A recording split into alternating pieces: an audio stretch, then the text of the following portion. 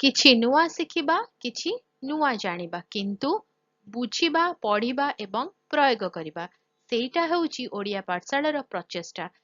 ଆପଣମାନଙ୍କୁ ସମସ୍ତଙ୍କୁ ସ୍ୱାଗତ। ଓଡ଼ିଆ ପାଠଶାଳାକୁ ଚାଲନ୍ତୁ। ଆଜିର ଭିଡ଼ିଓରେ କଥା ହେବା ପ୍ଲାଣ୍ଟ ସେଲ୍ର ଷ୍ଟ୍ରକ୍ଚର ଆଉ ତା ଫଙ୍କସନ୍, ଉଦ୍ଭିଦ କୋଷର ଗଠନ ଆଉ ସେ କୋଷ ଭିତରେ ଥିବା ଉପାଦାନ ଗୁଡ଼ିକର କାର୍ଯ୍ୟ। ତ ଆରମ୍ଭ କରିବା।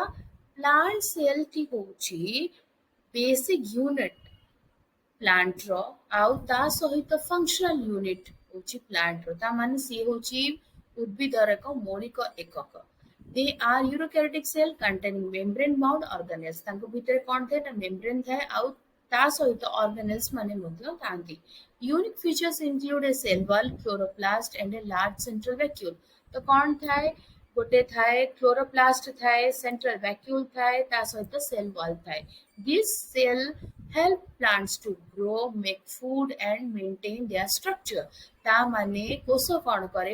ଉଦ୍ଭିଦକୁ ବଢିବାରେ, ଖାଦ୍ୟ ପ୍ରସ୍ତୁତି କରିବାରେ ଆଉ ତା ଷ୍ଟ୍ରକ୍ଚରକୁ ତିଆରି କରିବାରେ ସାହାଯ୍ୟ କରେ, ଯେହେତୁ କୋଷ ହେଉଛି ଏକ ମୌଳିକ ଏକକ। ଏବେ ଆମେ ଦେଖିବା କୋଷଟି ଦେଖାଯାଏ କେଉଁଭଳି ଭାବରେ ଉଦ୍ଭିଦରେ। ଉଦ୍ଭିଦରେ କୋଷଟି ହେଉଛି, ସ୍କ୍ରିନରେ ଆମେ ଡାଇଗ୍ରାମ ଦେଖୁଛନ୍ତି ପ୍ଲାଣ୍ଟ ସେଲ୍ର।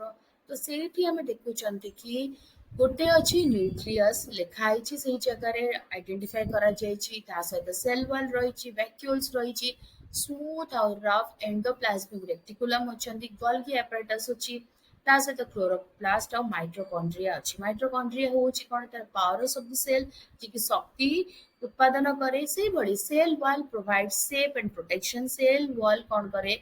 ତାହାକୁ ସାଇଜ ଦିଏ, ଯେମିତି ଆମେ ଦେଖିଲେ ସେ ଆୟତାକାର, ତା ସହ ପ୍ରୋଟେକ୍ସନ୍ ଦିଏ। ସେଲ୍ ମେମ୍ବ୍ରେନ୍ କ'ଣ କରେ? Control movement of substances in and out. ତା ସହିତ ଯେତେବେଳେ ସବଷ୍ଟାନ୍ସ ଗୁଡାକ ମାନେ ଖାଦ୍ୟ ପଦାର୍ଥ, ପାଣି ଯାହା ବି ଯୁଆଡେ ଯାଏ ତାହା ସେଲ୍ ମେମ୍ବ୍ରେନ୍ ଦେଇକି ଯାଏ। ସାଇଟୋପ୍ଲାଜମ ହେଉଛି jelly like substance holding organelles. Nucleus control activity contains genetic material. Nucleus କ'ଣ କରେ ନା ଜେନେଟିକ୍ ମେଟେରିଆଲକୁ ଧରିକି ରଖିଥାଏ। କ୍ଲୋରୋପ୍ଲାଷ୍ଟ କ'ଣ କରେ ନା ଫଟୋସିନ୍ଥେସିସ୍ କରେ, ତା ସହିତ ତା ଭିତରେ କ୍ଲୋରୋଫିଲ୍ ରହିଥାଏ। ତ ସିଏ ହେଉଛି କ'ଣ ନା ଫୁଡ୍ ଫ୍ୟାକ୍ଟ୍ରି ଅଫ୍ ପ୍ଲାଣ୍ଟ। ତାପରେ ମାଇଟୋକଣ୍ଡ୍ରିଆ ଅଛି। ମାଇଟୋକଣ୍ଡ୍ରିଆ କ'ଣ କରେ? ସିଏ ହେଉଛି ପ୍ରୋଡ୍ୟୁସ୍ ଏନର୍ଜି ଫର୍ ଦ ସେଲ୍। ସିଏ କ'ଣ କରେ? ଶକ୍ତି ପ୍ରୋଡ୍ୟୁସ୍ କରେ।